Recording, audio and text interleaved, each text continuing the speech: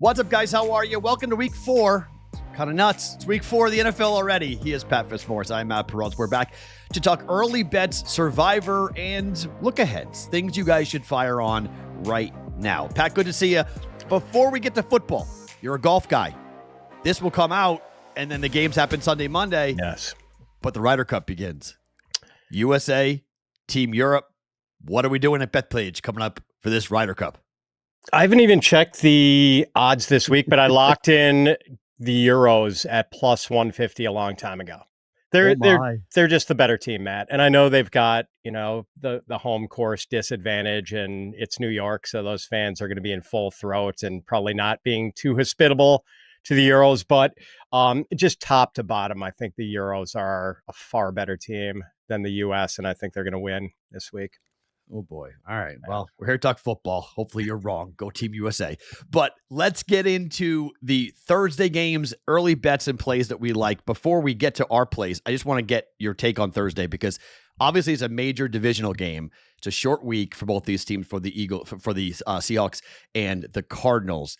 Seahawks defense looked good, but the Saints are just garbage. So I don't know how much you take away from what happened on Sunday with that game. What was it, 38-3 in the first half? It was insane. I laid the 7 with Seattle. It was the easiest bet of the week. What do you make of Thursday night? Yeah, that was a good game for both of us. Never had to sweat the 7.5 at home. The Seattle defense is really underrated, Matt. And I think the offense is pretty functional too. Like Clint Kubiak has got the running game rolling pretty nicely. Sam Darnold still looking pretty competent, and he's going up against a Cardinals defense that is really wrecked as far as the secondary and injuries. So I think they're going to be able to do some business against Arizona through the air. I like Seattle in this game. I do too, and I'm not. I know it's one of those weird things in the NFC West is sort of like you can bet on certain teams to beat the other just given history as to what we have seen. But I like Sam Darnold. I like this offense as to what it's looking like. And the defense, like you mentioned, is playing really, really well. I'm just not there. I knew in the preseason, I talked to so many people that were all over the Cardinals to win the West, to go over their win total, like sleeper team in the conference. I couldn't get there, and I haven't seen anything really this year that makes me change my opinion of Arizona. So I'm with you. I'll take the points. I'll take Seattle on the road on Thursday up against Arizona. All right, bet number 1 for you. Let's take a look at what your eye is going to for the first play for week 4 of the NFL. Oh, humiliation is such a great motivator in the NFL, Matt. And we saw that last week with the Vikings coming off that horrible home loss to the Atlanta Falcons, just laying it to the Bengals in a second straight home game. I think we see a similar dynamic with the Falcons this week against the Commanders. Second straight home game for the Falcons, humiliated in the first one, losing 30-0 to the Panthers. I mean, this has to be a circle the wagons game for the Falcons, and I think they're going to be upset after how poorly they played in that game. This is a legitimate defense, and we saw it in Minnesota. Like, I know J.J. McCarthy and everyone's going to lay the blame at his feet for that game, but like this Falcons defense is pretty legitimate. They have a pass rush now, and they're good against the run. Were last year too. So I think they hit the Commanders here. Right now, I'm seeing 2.5 or plus 120 on the money line, which I might like a little more. The odds make me think the Falcons is a home dog, that that Vegas envisions Jaden Daniels coming back for this one. Interesting. And I agree. I mean, don't you think the odds with the Falcons as a 2.5-point home dog make it seem like people are expecting Jaden Daniels to return? Because if he's not, and you're getting the Falcons as a home dog, 2.5 points against Marcus Mariota, then this is an absolute steal. But I like it anyway, and I think I'm going to take the money line at plus 120. Yeah, I think you're right, because I think it's here on it. We tape on Tuesday morning. So I think it's a defensive mechanism for the books, just in case he is going to play. And there may be something in the water out there that says Jaden Daniels is going to play. So before they open up the limits, let's test the waters. I think it's one of the more underrated things about sports gambling that I think the average folks don't understand. That they think that a point spread is a prediction of what the books think is going to happen. And that's not what a point spread is. A point spread is a prediction as to which side the professionals are going to be on. So they're going to test the waters. Oftentimes, before the limits get opened up later in the week on Thursday, Friday, and Saturday, the books put up numbers as like a test flare. This is a prime example of this. I think you're absolutely right. Let's see what the pros think. Let's put up 1.5. First move on Washington to 2.5. That tells you the books got what they wanted. They got the information that, Daniels is playing. Let that number go up, and we could see a 3-point home dog for the Falcons, and that's probably a good spot to jump in if the number does get to 3 to take Atlanta. I'm going to look at a total, and we just watched it last night. I know it's a short week, but I don't like the Browns' defense, and I don't like the Browns' defense on the road, and I really like what we saw out of the offense yesterday from the Lions.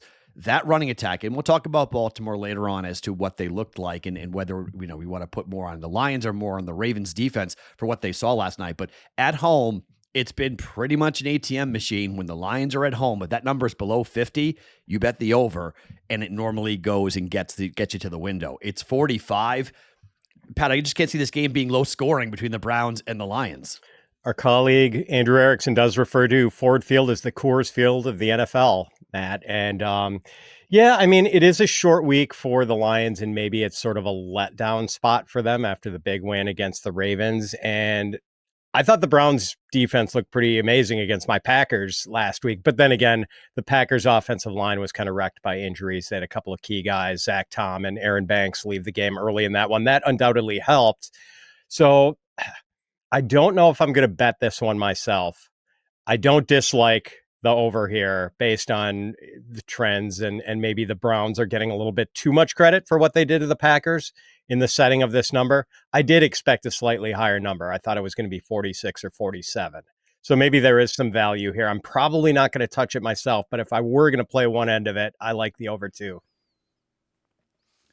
All right, bet number 2 for you. Where are you going here in week 4 of the NFL? Speaking of the Green Bay Packers, they've obviously had this game in Dallas circled on the schedule for a while, the Micah Parsons homecoming game. And as a kind of a bonus for, like, I don't like betting 7-point home dogs, obviously. That is that automatically sets off red lights and sirens. But obviously, the defense is going to be fired up. Micah Parsons is going to be motivated. The Packers in general, coming off that toe stubbing in Cleveland, I think the Cowboys are going to have their full attention this week. And the Cowboys are beaten up. No CeeDee Lamb this week with his ankle injury. They're down a couple of offensive linemen. Not the best time to be down a couple of offensive linemen when you're trying to block up Micah Parsons. And, I just don't know if Dak Prescott can lean on George Pickens, who it seemed like there were a few times in that game against the Bears where Dak looked like he expected Pickens to do something other than what he did. So I don't know if he can just take over as the lead receiver for them. And after that, who else do you have? Jalen Tolbert, Kevontae Turpin. This is a really good spot, I think, for the Packers. And I'm going to lay the touchdown and take them to win easily.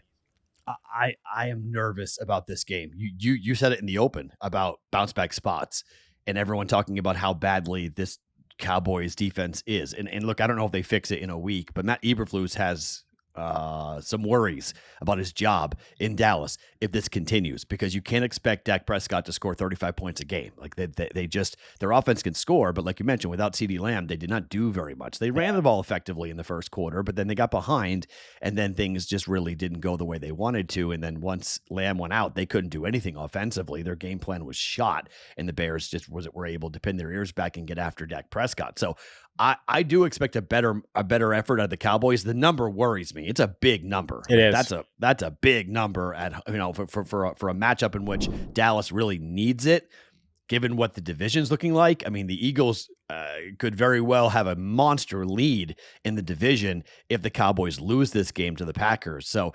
this is one of those like hinge games where like the season can hinge on this performance, and if you win or lose.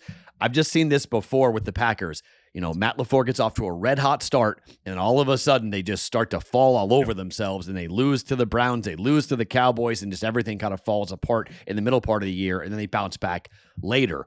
LaFleur is great in weeks 1, 2, and 3. Once you get outside of those first 3 weeks, things start to get a little bit difficult for Matt LaFleur because the other coaches figured out what he's doing. So yeah.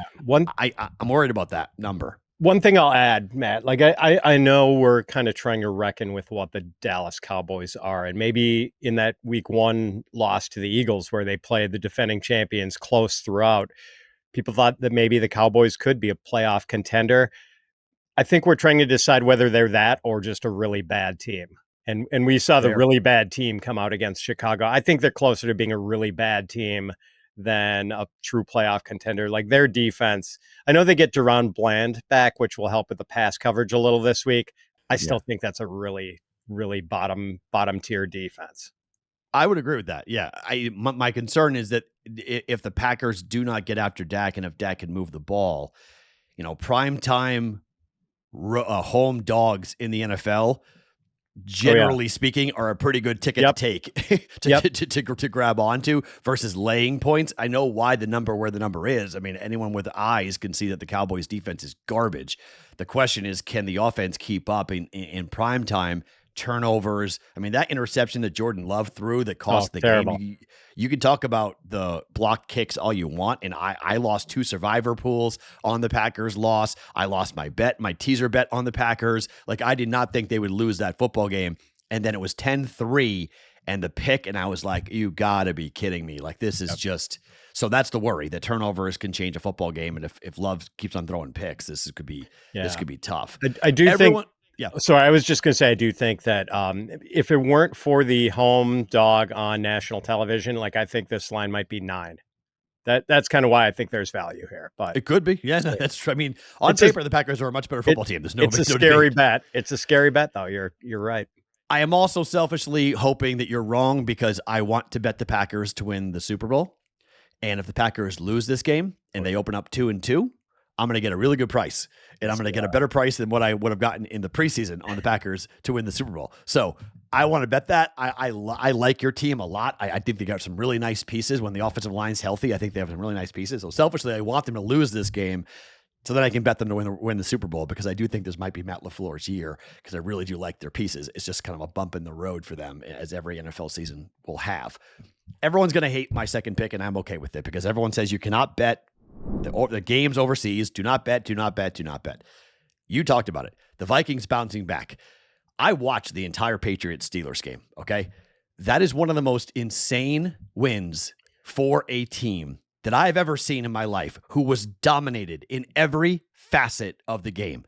The Patriots had 4 fumbles and 1 interception, and that's why they lost. They fumbled 2 times at the goal line to the Packers. Aaron Rodgers in that offense didn't look dangerous. That defense was giving up huge plays all over the place. And I look at the Vikings and how they played last week against the Bengals, and defensively, I'm like, Aaron Rodgers is in trouble. I don't care if this game's in Ireland or not. Like, I don't care where. I think the number being 2.5 is simply because it is in Ireland. And so everybody is like, oh, you can't bet those games overseas because they get wonky. Body clock is all messed up, and I don't care. It's Kevin O'Connell. It's a team that is rolling against a Pittsburgh Steelers team that I don't think is very good. And look, the Patriots aren't very good either, but the Steelers aren't very good. I'm going to lay the 2.5. I get less than a field goal here, Pat. I'm taking the Vikings on the early morning slate on Sunday. I think the only way they don't win this game is if Carson Wentz is terrible. And, he was competent against the Bengals, and that's all they need him to be. He gets Jordan Addison back from suspension this week, so he's got that dynamic trio of Jefferson, Addison, and Hawkinson.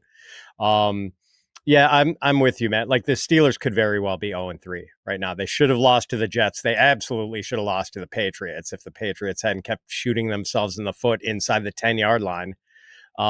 This Steelers have the most expensive defense in the league, and it has arguably been the most disappointing defense in the league. Like, they are just not very good right now.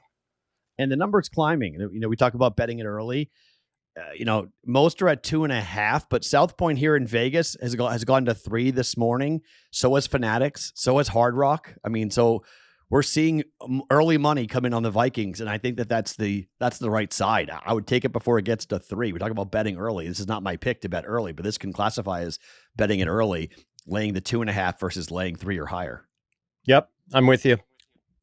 Okay, bet number 3 for you on the week. Broncos. I'll give up the touchdown to the Bengals. Bengals are a train wreck. Like, they never should have been 2-0. We saw like the one good thing the Bengals had going for them this season was the passing game with Joe Burrow and Jamar Chase and T. Higgins. And even that was kind of in jeopardy of being thwarted by the offensive line problems. Well, now they don't have Joe Burrow anymore. Trey Hendrickson is about the only thing the Bengals have going for them, and he's a one-man defense, basically.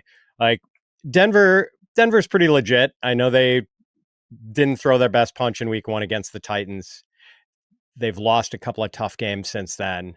But like we saw them go toe-to-toe with a really good Chargers team last week. That was a game that was a coin flip. Either team could have won that. And the Denver defense, man, like another tough spot for Jake Browning after getting the Brian Flores treatment last week. I don't think he's going to fare much better against this Denver D, which, with personnel, they might be the best defense in the league, not the Green Bay Packers. So I think Denver handles business very easily at home and covers the 7. Yeah, we talk about survivor pools. This is my survivor pick for the week. I just, if you haven't used the Broncos yet, I mean, this is the team that I would use because look, Zach Taylor without Joe Burrow is now 8-23 straight up without him. So there are 2 coaches in the NFL that I believe that should not be coaches in the NFL. Zach Taylor is 1 and Brian Callahan is 2. And so we will see if either one of those are still the guy next year. Brian Callahan might get tossed this season. I don't think they would move off of Zach Taylor simply because the excuse is built in without Joe Burrow. It's, hey, I lost my quarterback. What do you want? But you see, Kevin O'Connell lose his quarterback. What does that team look like? Like you see good coaches who can coach up, mediocre quarterbacks or average quarterbacks, backup quarterbacks, and go and win football games in the NFL with them. It may be ugly. It may not be the way you want to win in the playoffs, but you can find a way to win. Not so much with Zach Taylor and this Bengals team. And without Joe Burrow, this team is lost. And Denver, I think this is a get right spot for the Denver Broncos here. I like your side. We'll get to survivor picks here in just 1 second, but my third and final, I'm fading the Bears. I mean, here in Vegas, I get Vegas at a pick. I get the Raiders at a pick 'em just basically to win the game here against Chicago. This is where I think the Bears have a problem because of all the flowers being thrown at the feet of Caleb Williams, that he's arrived. This team is unbelievable. I think it was all the Cowboys. Okay. I think that was all the Cowboys defense. I like Caleb on the road though, in this spot for Vegas after a really bad performance against Washington. I was on the Commanders last week. I thought that was a bad matchup against Marcus Mariota, who played very well for the Commanders. It was a no-show for Las Vegas. And just here, the ether here in the air here, there's a lot of frustration with the way the team performed. And I thought it was really possible because they went East Coast, West Coast, East Coast. Well, now they're back at home on the West Coast and they have a chance to get right here. I like the Raiders to win, to go 2-2. I'm just not a very big fan of this Bears team. And even after the win, I still think the Raiders are the better football team. I'm kind of terrified by this game, Matt. Like I feel like this one could go either way. I kind of like the over more than I like either side of it, to be honest, because I do think like the Raiders might have an even worse defensive backfield than the Cowboys. Like that is, they can stop the run, but against the pass. And I worry that like now that Caleb seems to have a little momentum on his side, does he just pick this Raiders secondary apart? But at the same time, the Bears have a lot of defensive problems of their own, Matt. Their 2 best cornerbacks, both injured. Some of their key players in the front 7 injured too. So I think we could see points. I just don't feel enough confidence in the Raiders to take this, but I agree the spot is probably a good one for them, with the Bears coming in feeling a little fat and happy after that win over the Cowboys. Yeah, opened up 1.5. It's been bet to a pick. So the early money coming in here on the Raiders, but also that could be a head fake. I mean, we talked about it a bit earlier, but there are times when the pros will take a number to drive it down to the number that they want and then open it up and hammer the Bears.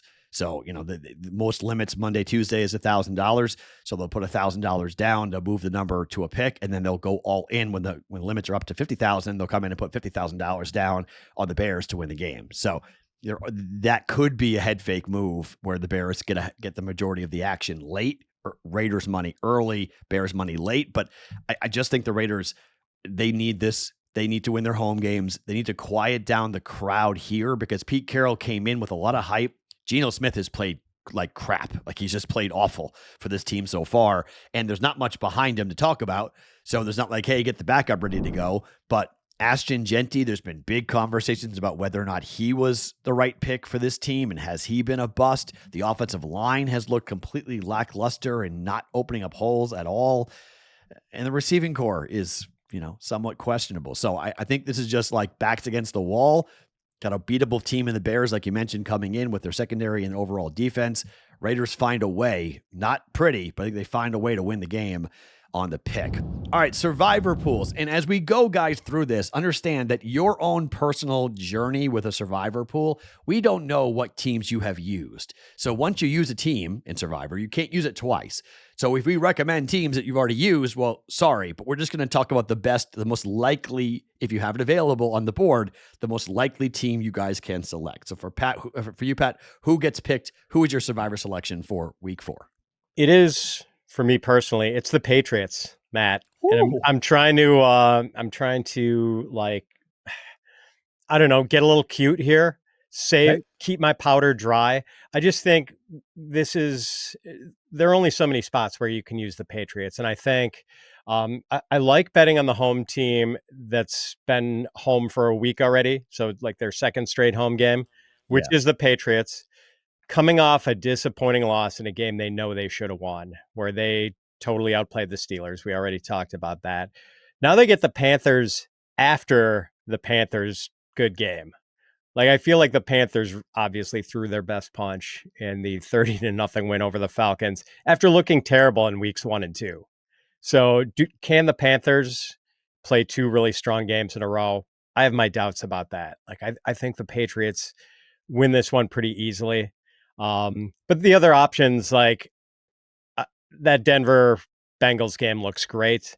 I just personally use Denver in all my survivor pools in week 1. So not available to me, but like that is the better percentage play.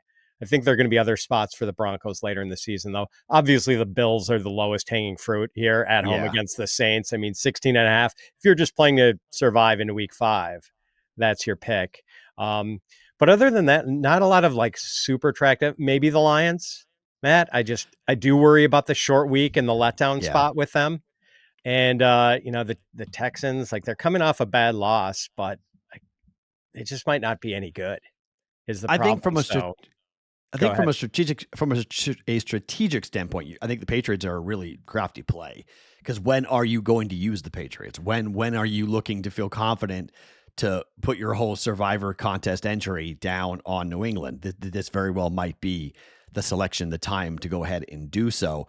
I like Denver if you have Denver available, but I also think there's a strategy there, and I know it's low-hanging fruit, but there could be a strategic move to just bet against the Saints every week and just say, hey, until they get into a situation where their point spread is like 3 or 4 and there's a chance they might win the game, and then maybe you look off to somebody else. I mean, that's what I'm going to do. I'm in a contest where I have 3 entries. I lost 2 of them on that Packers loss, and I was able to I advanced from, I think I took Seattle to advance. I'm just going to go ahead and take whoever the Saints are playing for the next like month and a half. Like, I'm just going to bet against New Orleans and take it and not worry about the path or who they're playing or, when am I burning which team, because New Orleans looks completely incompetent. Like, I don't know if Kellen Moore, I know it's his first year, so maybe they say, hey, don't worry about it, it's a pass. But yikes. Like, that was one of the worst games I've ever watched, offense and defense, for an NFL football team against Seattle. And special teams, Matt. Don't forget about the special teams. They were pretty rough too. 95-yard punt return to go up 14-0, fumbles, mistakes. Like, it looked like the bad news bears out there. It didn't look like an NFL football team with New Orleans. So I don't think it's not something you fix in a week. When you're taking on Buffalo, I'm a big believer in just advancing. You got to get to Thanksgiving before you can worry about path and who's left and whatnot. So just survive and advance. And if you're just going to do that, bet against the Saints. Take whoever's playing New Orleans in survivor pools and just hopefully, there's not a lightning strike and New Orleans beats somebody over the next couple of weeks. But I really doubt it'll be Buffalo coming up this weekend. That would be something else to watch that. Yeah. All right. I was just going to say, for what it's worth, anyone with the bet against the Saints strategy and survivor, they go on bye in week 11. So you That's could beautiful. you could ride that for quite a while, and I don't believe the Saints play the Ravens this year, and the Ravens have a pretty good matchup in Week 11 against what's a road matchup. Well, you wouldn't like this one because it's a divisional game. It's on the road against the Browns, but But they always lost to the Browns, so they're going to have their attention. yeah, You know, so it's no, sorry, no, sorry, they haven't played yet. Ravens Browns haven't played yet. Sorry, that's not true. Wait, didn't they play in Week 2? Was that the Week 2 game? Yeah, that was Week 2, right? Yeah, that was the Flacco game, right? Yes, correct. Or am I? Yeah, okay, but yes, I would take it. I don't like it because it's a divisional game, but at some point the Ravens defense is going to get figured out. At some point, we're going to see them actually look competent from a defensive standpoint. All right, for bets you would make right now, what numbers would you fire on here on a Tuesday morning? Because it looks like the numbers are going to move. I'm going to get the 49ers right now at -3 against the Jaguars, Okay. because right now things are looking to be on track for Brock Purdy to play in this game for the 49ers, come back from his toe injury. I don't know if the line reflects that yet. Or maybe it does, and the 49ers are getting knocked down a little bit for having lost Nick Bosa. That's a possibility. The Jaguars do come in at 2-1, but it is a fraudulent 2-1. Like, this team is not good, Matt. Like that, my eyes were bleeding from the Jaguars-Texans game last week. It was that bad a game. Jaguars traveling cross country. Their passing game is just in ruins right now. I mean, Brenton Strange is leading them in receiving yardage. Trevor Lawrence and Brian Thomas Jr. not on the same page at all. Brian Thomas Jr. dropping balls. I don't think they haven't figured out the Travis Hunter usage. Like, I don't know who to blame at this point for the passing game was. Like, do we finally pin it on Trevor Lawrence and say he's just not the number 1 overall pick he was supposed to be? Is Brian Thomas Jr. Like, how come he's not playing as well as he did last year? Do we blame Liam Cohen at all? Or do we just skip Liam Cohen and go straight to passing game coordinator Shane Waldron? Everyone likes to blame Shane Waldron for everything. So whatever it is, like, I like a Robert Saleh defense, even without Nick Bosa, against this Jaguars passing game. I think they're going to make things really hard on them. And the 49ers, with Purdy back and Christian McCaffrey, they're going to generate enough offense against this Jaguars defense. So -3, I think it's a steal. I think when Purdy comes back, I think this is going up to like 4.5, 5. So for me, and this is why it's kind of crazy to tape on a Tuesday, while we have been talking, the move has come on the Chargers, and it has come aggressively here on a Tuesday. We're already to 6.5 at certain books after being at 5.5, which is where I wanted it, because it was 5.5 before we started taping 30 minutes ago, and now it's 6 or 6.5. So the professionals agreed with me that the New York Giants are god awful, and the New York Giants may be starting Jackson Dart, which against Jim Harbaugh and that defense, good luck. That's a really bad situation. I mean, the whole offense is basically Cam Scatterboo, and that's it for the Giants. There's nobody else really to jump up and down about for them. It looks like Russell Wilson's going to be the one that gets the blame for the lack of offense, but it's the defense on top of that hasn't played very well. If you can find a 6, jump on it. I'll take the Chargers -6, but do not lay 7. I don't want to go there, but if you can get it at 6, I think the Chargers are the right side. I hate laying points on the road, but the Giants are a disaster.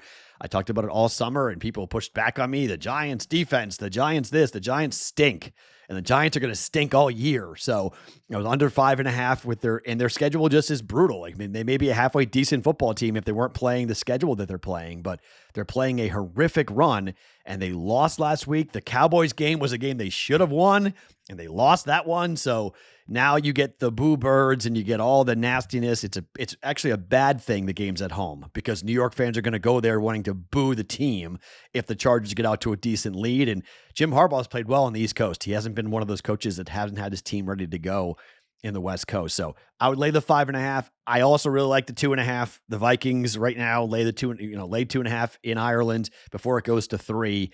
Those are the 2 plays that I would make early. What do you make of the Chargers and the Giants, Pat? Yeah, I mean, generally, I don't like betting against teams coming off, kind of a one-sided loss, coming off a bad game, going against a fat and happy team. Like, I don't like betting on the fat and happy team there, but the condition for that spots to bet against the team coming off the bad loss is thinking the team that is coming off the bad loss is good enough to do something about it. And I don't think that's the case with the Giants here. I mean, like, maybe the defense at some point gets it together and realizes they have Dexter Lawrence and Brian Burns and Kayvon Thibodeau and Abdul Carter. But like, they've not played very well so far. Maybe Cam Scatterbo is just so freaking good that he uplifts this entire offense, but I don't know about that. And this is a pretty good Chargers defense. Like, I like Scatterbo a lot and think he's going to give this offense a big lift, but not that big a lift to fix the passing game. So yeah, I'm kind of with you, Matt, but it is one of those things. There's no way I'm touching it at 7. I'm not even sure I'm touching it at 6.5. At 6, I'm interested. At 6, yeah, I'm with you. The 6.5, 7 is, well, given the move on Tuesday, we might be looking at a number that's 7.5 or higher by the time we get to kickoff. If the books just go, all right, there's no resistance. What number? How high do we have to put this? Yeah. How high of a number do we need to get people to actually go ahead and be a part of this? So let me ask you this, Matt. What do you think if the Giants announced today on Tuesday that they are starting Jackson Dart? Do you think that moves things towards the Chargers? Oh, it becomes 8.5. You think so instantly? Yeah. Instantly goes to 8.5 or 9. Like Harbaugh's defense against a rookie. No, no way. Yeah. That's a horrible matchup. That's why, I said it all preseason. I was like, if they decide to play Jackson Dart in the first half of their schedule, like maybe you play him against New Orleans in week 6, I think it is. They have New Orleans. Like maybe that's the game you play him, but you don't play him against the Chargers. No, that's I agree. Bad matchup. I know everyone wants to see Dart, but I know that the Giants have this gauntlet early in the season. And I think, so it's, they've already faced the Commanders and the Cowboys, not so hard, but then Chiefs, Chargers. Oh, it's actually the Saints next week. But then after that, it's Philly, Denver, Philly. So yeah, maybe you play him against the Saints. If you want to have him start a game and get some experience, let him play and see what he looks like against the Saints, but not against the Chiefs defense. Oh boy. Chargers defense? No. Eagles? No. This is not where you want to start a rookie. Yeah. If you want to, you either do it in week 5 or you wait till after that second Philly game in week 9 or whatever. See if you can get through the first half of the season with Russ. But then again, like Dable, and maybe the one thing that could save Dable's job is if play the rookie and he shows promise. That's like the one thing. It's very, very true. Guys, this podcast being brought to you by our friends at Hard Rock Bet. Hard Rock Bet is the only legal sports book in the state of Florida. It's also available in Arizona, Ohio, New Jersey, Indiana, Tennessee, Virginia, Illinois, and Colorado. More states launching all the time. You can also play the online casino for Hard Rock Bet, which is in New Jersey if you're located in that state.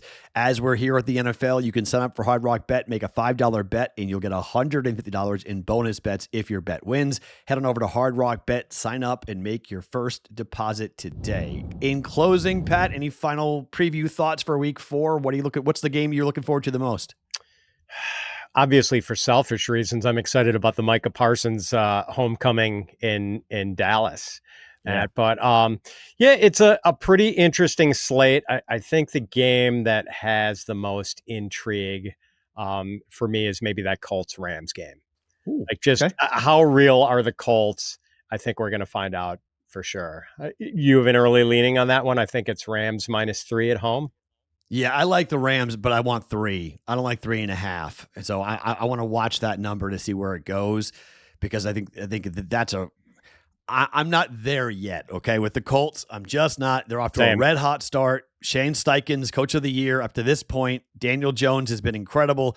Just not there yet where I'm going to lay points or even get involved with a short number with them, against a Rams team that Sean McVay, how do you blow a 19-point lead against the Eagles? Like that's just inexcusable. And then the block kick return for a touchdown and just the most ridiculous bad beat of bad beats. If you were on the Rams taking the points at 3.5 on the road against the Eagles, they should have won that football game. So it's an angry Rams team that I think the Colts are going up against. It might not be a good situation. I'm not going to bet it most likely, but for me, it's Ravens Chiefs, because one of those two teams will be 1-3 coming out of that game. which is crazy. And if the Chargers win, like I think they're going to win, all of a sudden, look, we're only 4 weeks into the season, but the division might be done in the West. Like Chiefs might be looking at wild card to get into the postseason if they open up 1-3. Yeah, and the Ravens open up as what, like a 2-point road favorite? Yeah, that number currently is 2.5 or 3. Money, as we're talking, it's moving. It's now 3. Caesars is at 3. DraftKings is at 3. Wow. South Point's at 3. So it's 2.5 open, but the money's coming on the Ravens. It's hard to argue against that because I don't know if the return of Xavier Worthy this week, if in fact he's back, like I don't think that fixes a Chiefs offense that looks pretty broken right now. But the Ravens defense, though, also pretty broken right now. 111 points in 3 weeks. Like, what is going on with the Ravens? The run defense, yikes. Not good at all. A gap and B gap, guys. What are we doing? Like, so this is the Baltimore Ravens are getting pushed around at the point of attack. Weird to see. That's not normal for a Harbaugh coached team. He is Pat Fitzmaurice. I am Matt Perrault. We are back next week. Every week we break down the look-ahead lines, survivor pools, and early bets to make. Hope to see you back next week here on the BettingPros YouTube channel.